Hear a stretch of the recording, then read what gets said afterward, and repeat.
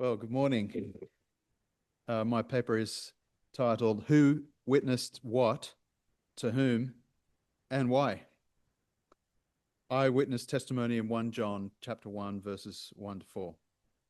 1 John 1, 1 to 4 is the opening of an anonymous non-letter addressed to an unnamed audience to share eyewitness testimony about an unspecified object.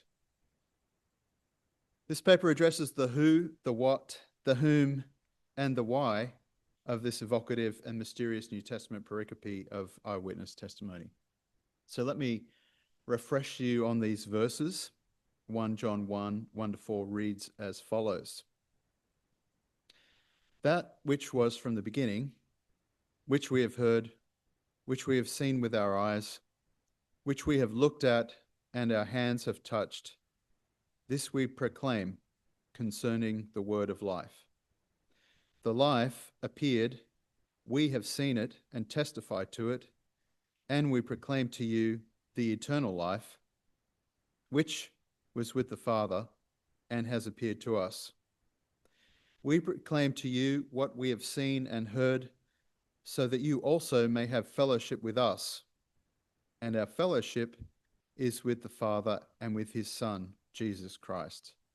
We write this to make our joy complete. This is a very unusual way to begin a letter. There is no greeting. There is no audience indicated. There is no author stated. There's no mention of geography or occasion. Nothing that we would normally associate with the beginning of an ancient letter of any type. Hebrews is the only parallel in the New Testament. And while 2 and 3 John are also quite odd in that their greetings are very truncated, at least it's evident that those are to be read as letters. Such is not the case here. The opening of 1 John creates a rhetorical effect of bold proclamation, which befits the letter as a whole. Everything the author goes on to say is based on the truth and significance of the historical and spiritual realities that are iterated in these first 4 verses. The opening verses of the longest canonical letter attributed to John raise important issues relating to Jesus Christ, the apostolic proclamation of Christ, and fellowship with God. Regarding Christ, John draws attention to his pre-existence in verse 1 and 2, his physical existence on earth in verse 1, and his status as the word of life, verses 1 and 2. The apostolic proclamation of Christ consists of eyewitness testimony, first 3 verses, for the purpose of bringing about fellowship with the community of believers and fellowship with the Father and the Son, verse 3. Let's spend a moment thinking about authorship for a minute. It may surprise some to realize that the letter universally known as 1 John does not claim to be written by John, or anyone else for that matter.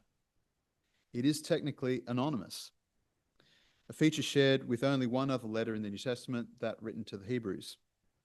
The opening of 1 John, first 4 verses, claims eyewitness testimony to Jesus' incarnate life and possibly his resurrection. This, however, does not necessitate apostolic authorship, as there were other eyewitnesses who can make the same claim. Moreover, some scholars challenge whether the apparent claims to eyewitness testimony are really what they seem. Rudolf Schackenberg suggests that the author could have been a pupil of the 4th evangelist, while Raymond Brown thinks the author is a representative of a Johannine school. Rudolf Bultmann takes it further by suggesting that the we of 1 John, commonly used pronoun, refers to eschatological contemporaries of Jesus. That is, the eyewitness testimony is just spiritual eyewitness testimony, not real eyewitness testimony. None of these suggestions, however, I think do justice to the strength of language used by the author in asserting his eyewitness credentials. Instead, Richard Bauckham, who we've already heard a lot about today, mounts a compelling argument for the eyewitness origin of John's Gospel and John's letters. Indeed, I believe there's no compelling reason not to take 1 John's claims at face value. Now, that doesn't prove the author's claims to eyewitness testimony, but I also think we shouldn't just resort to hyperskepticism either. One of the strongest indicators of the authorship of 1 John is its many similarities in style, content, and theology to John's Gospel. The relationship between the Gospel and the letter, so-called, warrants a lot more discussion, but now I note that the strong similarities do not necessarily solve the problem of who wrote 1 John, since many scholars ask the same question of John's Gospel. What we may say with some confidence, however, is that whoever wrote John's Gospel also wrote 1 John. As Colin Cruz indicates, if we are prepared to accept that the author was an eyewitness, then there exists a prima facie case for identifying the author of 1 John with the author of the 4th Gospel, because of the striking similarities of language and concepts. And this is not the time to unpack all the arguments surrounding the authorship of John's Gospel, so I'll simply indicate my own preference to adhere to the earliest and strongest traditions in ascribing authorship of the 4th Gospel to John, the son of Zebedee, the beloved disciple of Jesus. Or, to put it another way, I personally do not find the skeptical scholarly arguments to the contrary sufficiently persuasive to overturn long-standing and robust traditions. If traditions are correct about the gospel, then they're also correct, I think, that 1 John was written by that same beloved disciple. But how did such traditions begin? Early Christian tradition is unanimous in ascribing authorship of 1 John to John, the son of Zebedee and the apostle of Jesus. First, there are actually no ancient manuscripts of John's epistles that do not bear his name in the superscript. All manuscripts ascribe authorship to John, even though it's an anonymous letter. Second, there are possible allusions to 1 John in several early patristic writings by Clement of Rome, around AD 92 to 101, the Didache around 140, the Epistle to Diognetus around 130 or later, Polycarp of Smyrna, his dates are 69 to 155, provides the earliest sure reference to 1 John in his letter to the Philippians, which dates to 30 or 40 years before his death, but he didn't attribute the quotations to John. Third, Papias, active in the era AD 95 to 110, along with Ignatius and Polycarp, is said to have used 1 John. Eusebius said he saw 1 John quoted, or at least clearly alluded to, as he read Papias's no longer extant expositions of the oracle of the Lord. Fourth, Irenaeus of Lyon, round 130 to 200, attributes 1 and 2 John to John, the disciple of the Lord and author of the 4th Gospel. He directly quotes 1 John 2, 18 to 22, chapter 4, 1 to 3, chapter 5, verse 1, and 2 John 7 and 8. Clement of Alexandria, Tertullian, Origen of Alexandria, and Cyprian of Carthage, all early to mid-3rd century, each make extensive use of 1 John. Fifth, the Muratorian canon, compiled between 170 and 215, indicates Johannine authorship for the Gospel and the letters. By the time of Eusebius, AD 325, 1 John was regarded as one of the acknowledged books. So, though technically anonymous, 1 John has always been regarded as authored by John the Apostle, at least as far back as history will allow us to see, and until the rise of critical scholarship in the 19th century. As indicated above, I do not regard the various critical arguments sufficient to overturn the weight of such traditions, nor is there any actual direct evidence that the letter was written by anyone else. Having said that, however, the issue of authorship does not really dramatically affect the message of 1 John, notwithstanding its claims to eyewitness testimony. According to tradition, John spent his later years in Asia Minor in and around Ephesus, as attested by Irenaeus and Eusebius. He left Palestine after the Jewish rebellion in AD 66 and relocated to Asia Minor. Irenaeus indicates that John stayed in Ephesus until the reign of Trajan, which began in AD 98, and he refers to John's ministry there. According to Polycrates, John is one of the luminaries buried in Ephesus, and indeed you can visit the traditional site of his resting place. For these reasons, and without any actual evidence to the contrary, most scholars accept the Ephesus tradition. Now let's talk about the composition of the letter for a bit. Just about every part of the designation, the first letter of John, is disputed. John is disputed, first is disputed, and 1 John being a letter is disputed. Only the and of are safe. While the canonical designation of 1 John is that of a letter, there's almost universal acknowledgement that it lacks some of the key elements of a conventional letter or epistle, and is therefore perhaps better understood as a treatise, tractate, or document of church order. Certainly 1 John does not fit the category of the typical Greco-Roman letter. It lacks an opening greeting, thanksgiving, and closing salutations. Some scholars have regarded 1 John as a tract or a paper intended for wide use within the church, while others have wondered if it began its life as a homily. Brown suggests that it was written in part as a commentary on John's Gospel. Cruse suggests that 1 John was intended to be a circular letter, and this can account for its general tone and lack of greetings or any mention of individuals which might have been provided in each location by a courier. Yet it also accounts for the particularity of the problems that the letter addresses. In the sense that 1 John is sent to a particular readership and includes personal appeals from the author, some will remain content to understand it as a letter, most likely a circular letter with Cruse. In any case, I adopt the ancient convention of referring to the document as a letter while acknowledging the problems of that designation. So I'll call it a letter, but it's not really a letter. As for when 1 John was written, the question hinges entirely on its relationship to and the date of John's Gospel. The dating of the Gospel is its own controversial area, with some scholars putting it before AD 70, some in the 80s, and most in the last decade of the first century. It's also not known whether 1 John was written before or after John's Gospel, but scholarly consensus understands it as coming after the Gospel, and that's the position I adopt as well. If John's Gospel was composed in the mid-80s, as several scholars suggest, then it seems best to date 1 John in the early 90s. It cannot be dated too much later than that because of apparent allusions to it in some very early church writings. And what about the audience? If 1 John is vague concerning its author, the audience is equally shadowy. One of the letter-like features of that 1 John lacks is indication of both its author and its recipients. As a result, there is relatively little that can be discerned about the original readers of 1 John, apart from a few general clues. Clearly, John's readers knew Christian preaching, presumably heard from the author himself, as indicated in chapter 2, verse 7 and 24.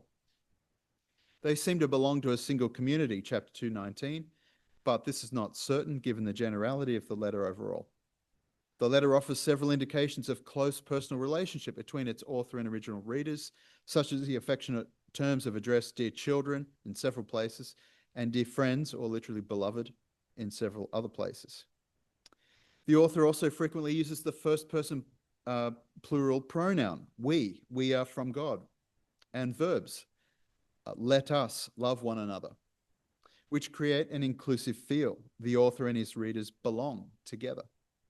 However, the letter does not explicitly reveal whether John is physically part of the community he addresses. The we language could be generic, equally applicable among any group of Christians, whether physically proximate or not. Then again, the we language might indicate a more immediate and proximate relationship. Furthermore, the pastoral tone of the letter might indicate either a remote or proximate relationship between author and readers. In favor of a proximate relationship are the terms of affection, as just mentioned, but in favor of a remote relationship is the generality of the letter without any named individuals, references to geography or historical events. So putting all these factors together, it seems that the letter is written to some kind of Johannine community spread in and around Ephesus in Western Asia Minor. John treats this community as a whole, though it may have existed physically in a variety of locations. John knows these communities personally as they've been the recipients of his preaching and teaching. They may even be churches that he originally planted. So let's dig into the text a little bit, first 4 verses of 1 John. In 1 John 1:1-2, it's not immediately obvious that John is referring to a person, since the first phrase is that which was from the beginning. The Greek neuter pronoun ho initially masks the fact that John is speaking about a person. But just as the prologue of John's gospel becomes increasingly clear that the subject is Jesus Christ, so too in this prologue. However, not all interpreters agree that Jesus is the direct subject in these verses, but rather the message about Jesus is the subject. The main reason for this is John's use of the neuter relative pronouns, which, ho, used 4 times in the first verse, rather than the masculine form, who, hos, that is expected if Jesus were meant. So Karen Jobes writes, the Greek does not allow this direct reference to the person of Jesus. Even if word of life in verse 1b were meant, a masculine pronoun would be required since word logos is masculine in Greek. However, the issue is not so simple. In favor of the which, referring to, and I mean relative pronoun which, not a broomstick kind of which. In favor of the which, no, I can't hear it that way. In favor of the which, referring to Jesus, are the following points. First, the obvious parallels to John's Gospel, chapter 1, in which the initially ambiguous subject is first depicted in an impersonal way. In the beginning was the Word. But then it becomes clear that a person is meant by the time you get to verse 14. These parallels with John 1, of which there are several, would all need to be understood in no longer parallel ways if Jesus was not actually the subject of the opening verses of the letter, 1 John. Second, John says he saw and touched that which was from the beginning, verse 1. It would be kind of strange, I guess, to speak of a message which has no tangible or physical existence, notwithstanding epigraphy, don't shoot me, as having been seen and touched. But a person can be seen and touched, concerning which John's Gospel makes a special point. We'll come back to that later.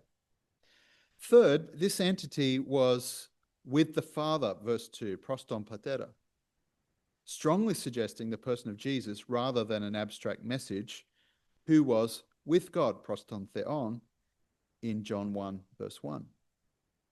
A person dwells with another. A message does not.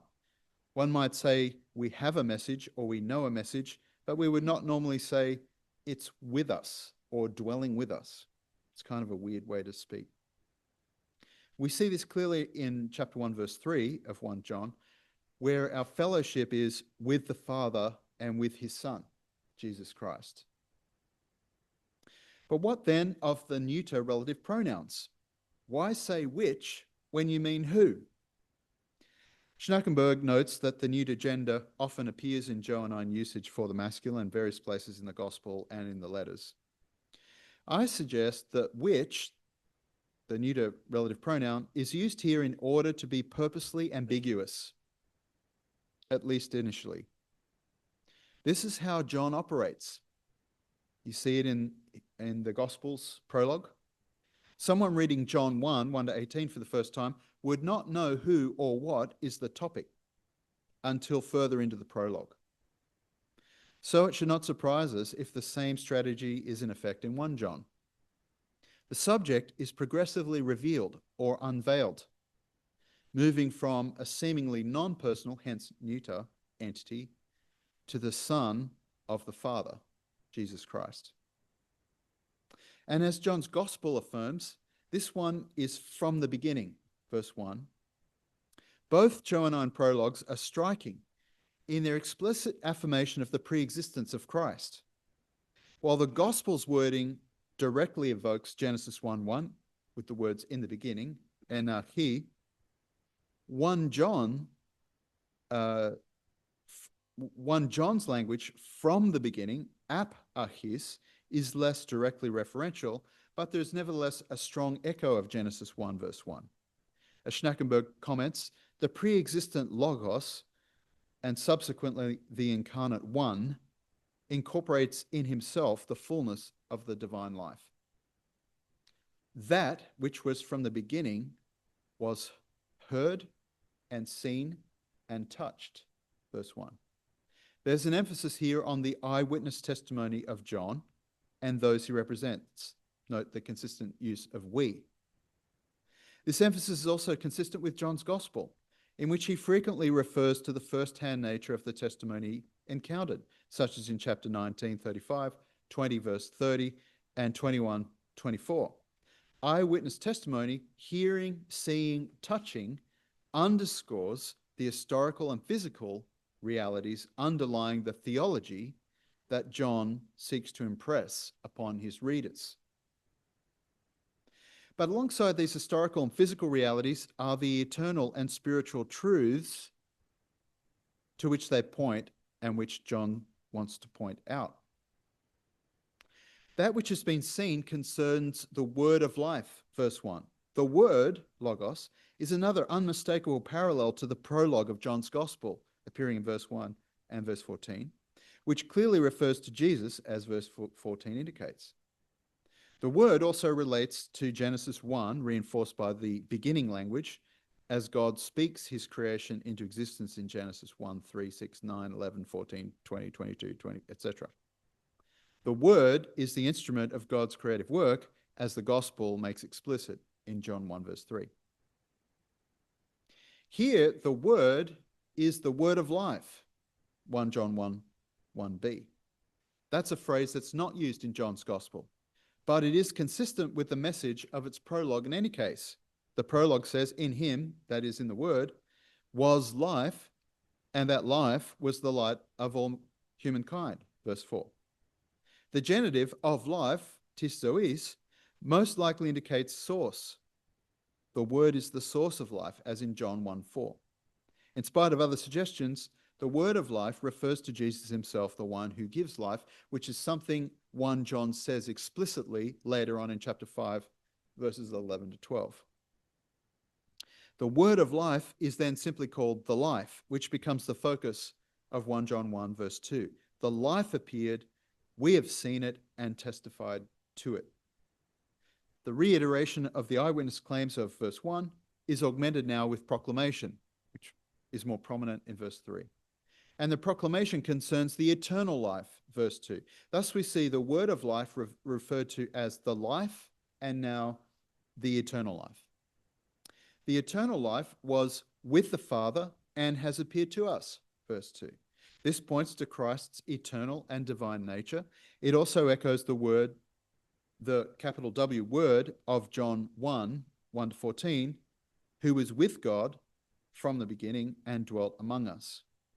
And once again, John reiterates the eyewitness nature of the proclamation, since this eternal word from God appeared to him and his fellow witnesses. So what exactly did they witness?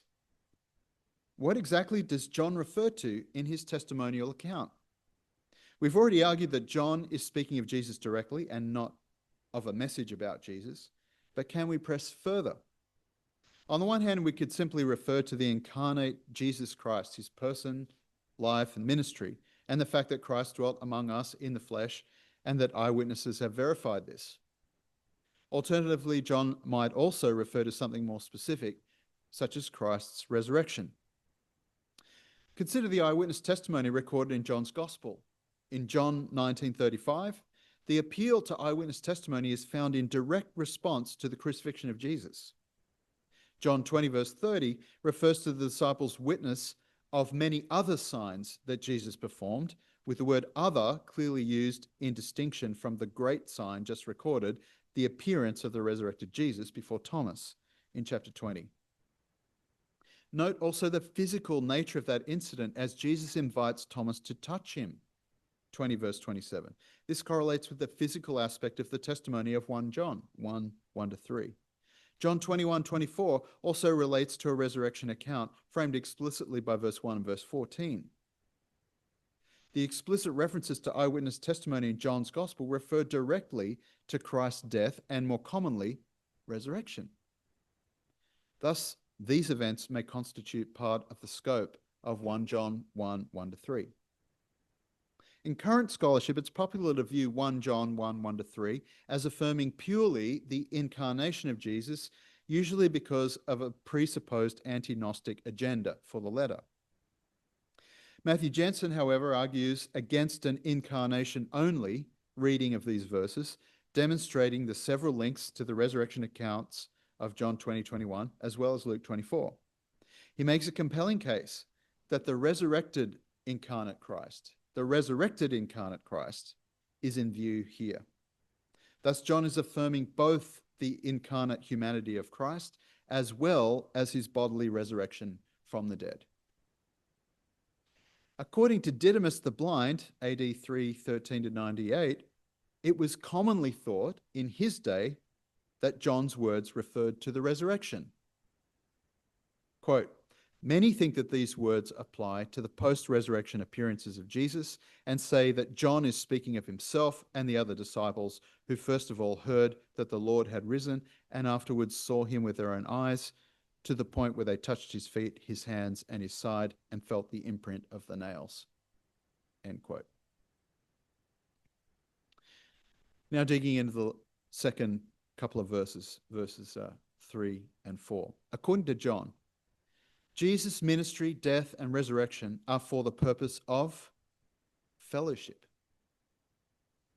What has been seen and heard is proclaimed so that you also may have fellowship with us. And this fellowship is spiritual in nature because it is with the Father and with his Son, Jesus Christ, verse 3. Through the reception of John's proclamation, believers are included in fellowship with other believers, which in turn is to share in fellowship with the Father and the Son. The wording with the Father and with his Son, Jesus Christ, hints at the idea of fellowship within the Godhead. That is, John does not simply say that our fellowship is with God, though there's nothing wrong with that. Instead, he identifies two members of the Godhead, reminding us that there is fellowship within God himself. Father, Son, and Spirit are in perfect mutual indwelling relationship, one with another, according to Orthodox Christian faith. Our fellowship with each other and our fellowship with Father and Son are derivative of the fellowship that the Father and the Son themselves enjoy. God is a God of relationship, and that is why the goal of John's proclamation is fellowship. Knowing God in loving relationship is what it's all about, because that is what God is all about. And John Painter observes, quote, here we are dealing with the revelation of life, eternal life, bringing those who believe to share eternal life, not in an individualistic way, but mutually sharing in eternal life with the Father and the Son, end quote. And finally, we observe that John's testimony to Christ is a source of joy. He says, we write this to make our joy complete, verse 4. John's joy arises both from his testimony about Christ as well as because of fellowship. As we've observed, proclamation leads to fellowship with other believers, and fellowship is with the Father and the Son. The prospect of others' inclusion in this fellowship is John's reason for joy. As Bede the Venerable wrote, his dates AD 672 to 735, quote, the joy of all teachers is complete when by their preaching they bring many into the fellowship of the Holy Church and also into the fellowship of God the Father and his Son, Jesus Christ, through whom the church is strengthened and grows. Conclusion. 1 John 1, 1-4 defies two extremes. The historical facts concerning the central figure of Christianity, Jesus Christ, and the spiritual dimensions of his ministry and mission are to be held together because they are both, in fact, indispensable parts of God's story in the world as John seeks to share it. John proclaims what has been seen and heard because this proclamation and the belief it evokes brings about fellowship with God and his people. This means that believers today, or of any age, must resist the materialistic trend of modern Western culture on the one hand, and the anti-intellectual vagaries of self-determined spirituality on the other. John's opening verses also draw attention to the importance of proclamation. The apostles' widespread testimony to the life, death, and resurrection of Christ was no doubt a natural response. How could they not share with others what they'd experienced and encountered? But more important is the connection between proclamation and relationship with God. Their encounter with the risen Lord leads to proclamation, which in turn leads to fellowship with God. As others encounter the risen Christ through the apostolic witness and respond in faith, they are drawn into the fellowship of believers, which is centered on fellowship with God himself. So, who witnessed what, to whom, and why? I've argued that in 1 John 1, 1-4, John, the son of Zebedee, presents himself among the eyewitnesses to the incarnation and resurrection of Jesus Christ, the Son of God. He shares his eyewitness testimony with a community or communities mutually known to one another in Western Asia Minor. And John shares this eyewitness testimony so that his audience may share in spiritual fellowship with the eyewitnesses and with God the Father and his Son, Jesus Christ. Thank you.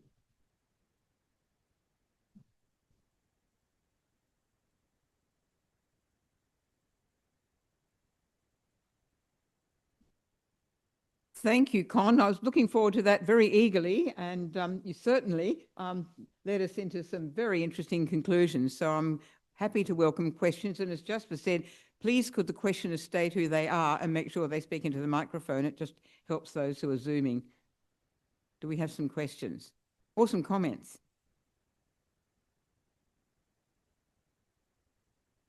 Was that Margaret? Was that her taking off? Well, I've got a couple of comments, slightly tangential ones. Thank you very much. You managed to include the eyewitness aspect very well, and I love your modern Greek pronunciation. Noticed that very carefully. I think you've summarised those arguments extremely well. There's one thing I'd like to ask you to do, and that is to give me some of that long dark hair, which I miss terribly. Yeah. But we must have some more serious comments to make, so I'd like to hear them. Oh, Paul. Paul Ossington, thanks very much. We had a much needed, my wife and I had a much needed holiday a couple of weeks ago, and we decided to spend the week with 1 John and John. So really, really enjoyed your talk. But I'm wondering about the sequence between the two books. I kind of like Judith Liu's suggestion that 1 John might have been a kind of a circular document that perhaps even preceded the final version of the Gospel of John. It doesn't seem to be commenting particularly on the Gospel, and just the timings of everything seem to me that's certainly a possibility. That 1 John was some sort of circular that to the churches that was kind of in not quite, almost 2 words, a dry run for the final Gospel. Thanks for the comment and question. I certainly agree that it's possible that the letter preceded the Gospel. I'm more persuaded it follows the Gospel because I like the suggestion that it may have served as a cover letter for the Gospel. And even though it doesn't comment on the Gospel, it draws so much material from, or at least they they share so much material, thematic material, wording, theological concepts. And the key difference, I think, is that the letter is targeted towards specific problems that the churches are facing, which to me suggests that John has this gospel. It's full of rich theology. It's good to be read for, everyone and for whatever situation. But also here's this cover note that draws out some of the themes from it and applies it directly to a problem that problems that the churches are facing. So there's no real evidence one way or the other. For me, it's really just what feels like the best explanation, and I feel fairly persuaded by that. But I can certainly see arguments to the contrary as well. Oh, thank you, Con. We have a question here, and I have a minor one afterwards. Yes, please go ahead.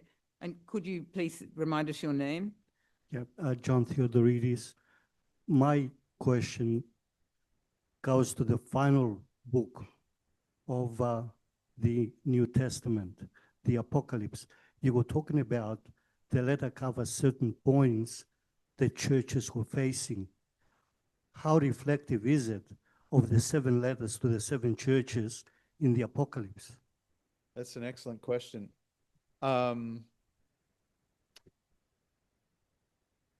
Vague connections, yeah, I would say. So I'm not a Revelation scholar, and that has a whole world of other scholarly debates, especially around authorship. So probably the wiser path is to leave my answer there. I'm just wondering this, Con. You know how you say people doubt that it's a letter because it's not specifically addressed to anyone.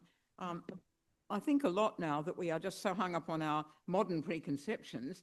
Obviously, Paul's letters start as letters and they follow conventions in, very secular letters. We've got many examples on papyrus and so on. But since most situations in the ancient world, has already been said, communal, does it really matter if it doesn't? I mean, it can still be a letter, be read out loud. Does it actually have to be called a letter as such? I'm just asking you that. No, it's a good point, Alana. I think, it was intended to be sent from someone to others. Exactly. And so in that sense, why not just call it a letter? I mean, it's form criticism. That's why the attention to the letter form, which is so common in the Greco-Roman world, of course. But we know, I guess it depends how tightly you're going to define things. So like an email, is that a letter? I mean, we do usually say, "Dear Jim," and then "Cheers, Con," but then sometimes it just says FYI. So yeah, I take your point, but in terms of it certainly does not have any of the hallmarks of a letter form. Of course. Yeah. But does it really, I mean, It doesn't- I'm saying, does that matter? Well, If it's still yeah. sent by a carrier, a letter carrier, or, a message carrier to somebody and read out to community, does it actually matter if it doesn't have the form of a letter? I'm just asking you that. I think the difference is it feels different. Rhetorically, it would be received differently. So Personal. it's not as personal if it's read like a tractate or a cover letter. It's a more formal sort of serious work that, not that letters can't be serious like Romans or whatever, but you know what I mean? It's not relational in the same way. Yeah. Well, you certainly give us plenty to think about, and we're still proud of you, and thank you so much for coming back to us. We're delighted to have you back, and I hope you'll continue to come to many others. So thank you, Con.